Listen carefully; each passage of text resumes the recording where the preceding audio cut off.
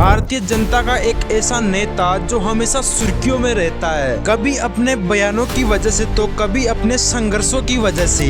राहुल गांधी। इनके पापा राजीव गांधी जो भारत के प्रधानमंत्री भी थे। India is an old country, but a young nation. जिनकी दादी Indira Gandhi very critical of us. Their disapproval, even hostility, continues. देश की पहली एंड वुमेन प्रधानमंत्री थी, लेकिन उसी राहुल गांधी को लोग पप्पू बुलाने लग गए। आपके लिए मैं पप्पू हूँ। और पोजीशन उन्हें भूलने लग गया। राहुल ने सर जो ये अमीरी गरीबी की बात की। कौन राहुल? हमारे वाले राहुल। तो वो आपके वाले नहीं है। लेकिन आज राहुल गांधी ने एक ऐसा कमबैक कर लिया है कि चारों तरफ बस अब उन्हीं के ही चर्चे हो रहे हैं। तो आइए आज इनकी पूरी कहानी को समझने की कोशिश करते हैं। देखिए, कहानी की शुरुआत होती है 19 जून 1970 को, जब राजीव गांधी और इनकी पत्नी सोनिया गांधी के घर में राहुल गांधी का जन्म होता है। एंड उसी टाइम पर इनकी दादी इंदिरा गांधी ही देश की पीएम बनी हुई थी। इसलिए राहुल गांधी का सेंट कोलंबिया नाम के एक हाई स्टैंडर्ड स्कूल में एडमिशन कराया जाता है, जो दिल्ली का सबसे बेस्ट स्कूल था। लेकिन फिर थोड़े दिन बाद 1981 में ये उस स्कूल को छोड़कर देहरादून की एक द डोम स्कूल में एडमिशन करा लेते हैं और वहीं से अपनी पढ़ाई को कंटिन्यू करते हैं। लेकिन जब 1981 में ये 14 साल के हुए तब इनकी दादी इंदिरा गांधी का मर्डर करके हत्या कर दी जाती है, जहां पर सिर्फ इनकी दादी की ही नहीं बल्कि एक देश की पीएम की भी डेथ हो गई थी, जिस कारण पूरे देश भर में काफी ज्यादा अफरा तफरी फैल गई थी। जिस कारण सिक्योरिटी रीजन के चलते राहुल गांधी को भी स्कूल जाने से रोक दिया जाता है और घर पर ही होम स्टडी चालू करा दी जाती है। फिर थोड़े दिन बाद कैसे तैसे करके 1990 में यूएसए में हार्वर्ड यूनिवर्सिटी जाते हैं अपनी आगे की पढ़ाई को कंटिन्यू करने के लिए, क्योंकि अब तो इन्हें बाहर निकलना ही पड़ता है। लेकिन फिर एक साल बाद 1991 में इनके फादर राजीव गांधी की भी हत्या कर दी जाती है, जिस कारण इन्हें फिर से लौटकर इंडिया आना पड़ता है। अब इनके परिवार में 2 डेथ हो चुकी थी, जिस कारण इनके घर में काफी ज्यादा प्रॉब्लम हो चुकी थी और राहुल गांधी अब तो बाहर पढ़ाई के लिए भी नहीं जा सकते थे सिक्योरिटी रीजन के चलते। ऐसे में राहुल गांधी अपना नाम ही चेंज कर लेते हैं। राहुल गांधी की जगह राहुल विंसी नाम रख लेते हैं और फिर से ये यूएसए जाते हैं। तब इनकी उम्र 24 साल की हो चुकी थी। लेकिन फिर ये 1995 में अपने आगे की पढ़ाई के लिए इंग्लैंड चले जाते हैं और वहीं पर इनकी पढ़ाई भी कंप्लीट हो जाती है। यहाँ तक तो सब ठीक था। इन्हें इतना तो पता था कि मुझे पॉलिटिक्स में तो बिल्कुल भी नहीं जाना है, क्योंकि वो पॉलिटिक्स में फंस सकते हैं। लेकिन इनके परिवार की लेगेसी इतनी ज्यादा थी कि इन्हें घुमा फिरा कर पॉलिटिक्स में ले ही आती है, जिस कारण इन्हें फिर से 1999 में लौटकर इंडिया आना ही पड़ता है। और उस टाइम पर इंडिया में बीजेपी की गवर्नमेंट चल रही थी और अटल बिहारी वाजपेयी पीएम बन चुके थे और दूसरी तरफ इनकी mummy Sonia Gandhi next PM बनने के लिए तैयार थी, जहां पर कांग्रेस पार्टी पूरा जोर लगा रही थी सोनिया गांधी को अगला इलेक्शन में जिताने के लिए। और अब राहुल गांधी को भी उनकी मम्मी के साथ पॉलिटिक्स में उतरना ही पड़ता है। इनके अलावा इनके परिवार में और कोई बचा भी नहीं। अब इन्हें ही ये लेगेसी कैरी करनी पड़ेगी जो इतने सालों से चली आ रही है। फिर फाइनली 2004 के टाइम पर एक बार फिर से इलेक्शन होते हैं और राहुल गांधी को भी चुनाव लड़वाए जाते हैं, जहां पर ये अपना पहला इलेक्शन अमेठी उत्तर प्रदेश से लड़ते हैं, क्योंकि अमेठी ही कांग्रेस की वो गद्दी थी जहां पर कांग्रेस को कोई नहीं हरा सकता था। जहां पर राहुल गांधी पहले ही इलेक्शन में 2.5 लाख से ज्यादा वोटों से जीतकर लोकसभा के सांसद बन जाते हैं। उस टाइम पर कांग्रेस को टोटल 218 और बीजेपी को टोटल 189 सीट ही मिलती है, जिस कारण कांग्रेस 29 सीटों से जीत जाती है और पूरी कांग्रेस पार्टी मिलकर सोनिया गांधी को ही पीएम बना रही थी। लेकिन दूसरी तरफ राहुल गांधी उन्हें पीएम बनने से रोक देते हैं, क्योंकि उनके परिवार में पहले ही 2 डेथ हो चुकी थी। इसलिए सोनिया गांधी की जगह डॉक्टर मनमोहन सिंह को पीएम बनाया जाता है। उधर राहुल गांधी भी पूरी तरह पॉलिटिक्स में घुस चुके थे, जिस कारण राहुल गांधी चुनाव जीतते ही यूपी जाते हैं और देखते हैं कि यहाँ पर क्या चल रहा है अभी के टाइम पे। और वहाँ पर कुछ रैलियां निकालते हैं और किसानों को, दलितों को, छोटी बड़ी कास्ट सबको बराबर आने का मौका देते हैं, जहाँ पर इनका बस यही कहना था कि कांग्रेस कभी भी 2 लोगों को डिवाइड नहीं करता, चाहे वो किसी भी कास्ट के हो, चाहे वो किसी भी रिलीजन के हो। कांग्रेस हमेशा सबको साथ लेकर चलता है। बीजेपी के लोग एक धर्म को दूसरे धर्म से बांट रहे हैं, एक जात को दूसरी जात से बांट रहे हैं, एक प्रदेश को दूसरे प्रदेश से बांट रहे हैं, और दूसरी तरफ कांग्रेस पार्टी सबको एक साथ लाने की कोशिश कर रही है।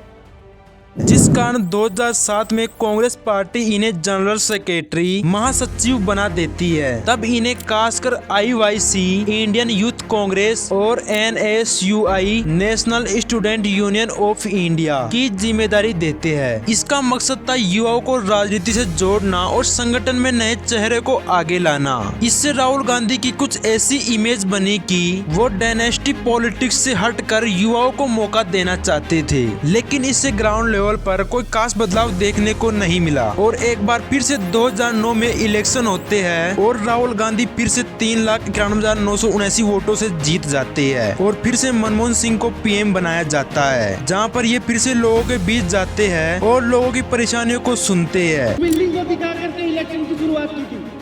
इसी बिल्डिंग को दिखा करके दिल्ली में बीजेपी शासन ने मेरे बच्चे रहते,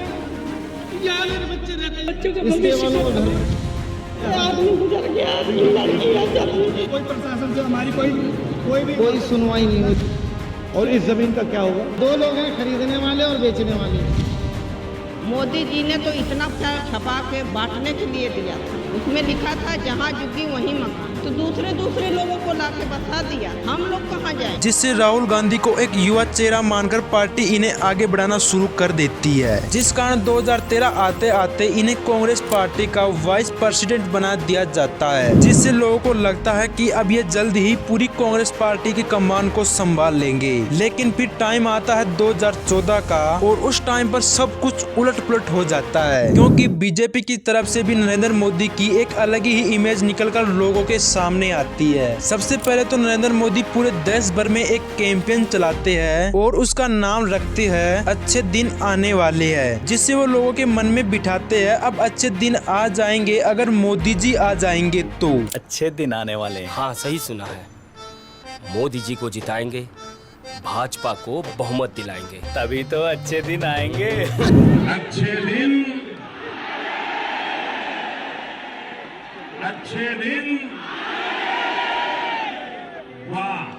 साथ ही में मोदी जी हर भाषण में राहुल गांधी को शहजादा कहकर बुलाते हैं और खुद को एक चाय वाला। आज कांग्रेस के शहजादे ने एक बड़ा सच स्वीकार कर लिया। कांग्रेस के शहजादे भारत को गाली देने के लिए विदेश जाते हैं। मैं चाय वाला हूँ, इसलिए मुझे मालूम है चाय भी नहीं आती 90 पैसे में।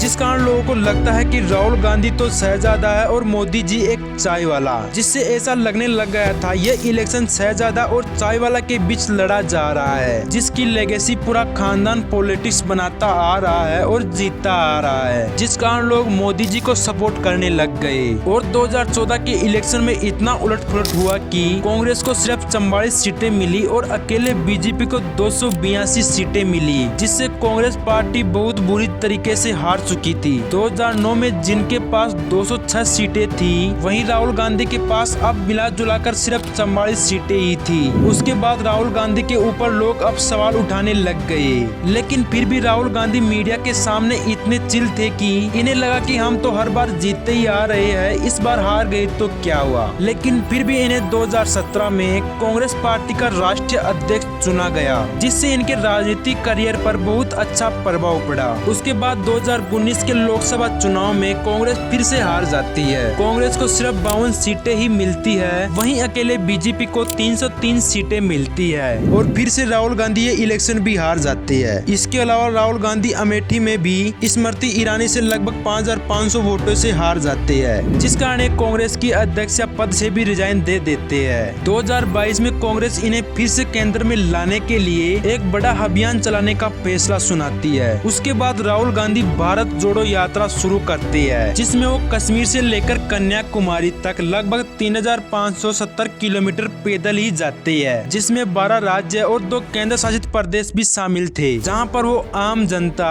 किसानों, मजदूरों, छात्रों और सामाजिक कार्यकर्ताओं से मिल रहे थे, जिस कारण सोशल मीडिया पर उनका एक नया रूप निकलकर लोगों के सामने आया। अब लोगों को लगने लग गया था कि इस बार तो पक्का राहुल गांधी ही पीएम बन सकती है, लेकिन दूसरी तरफ बीजेपी भी अपना एक अलग ही माहौल बना रखी थी। उन्हें लगने लग गया था कि अब की बार हम 400 से ज्यादा सीटों से जीत जाएंगे।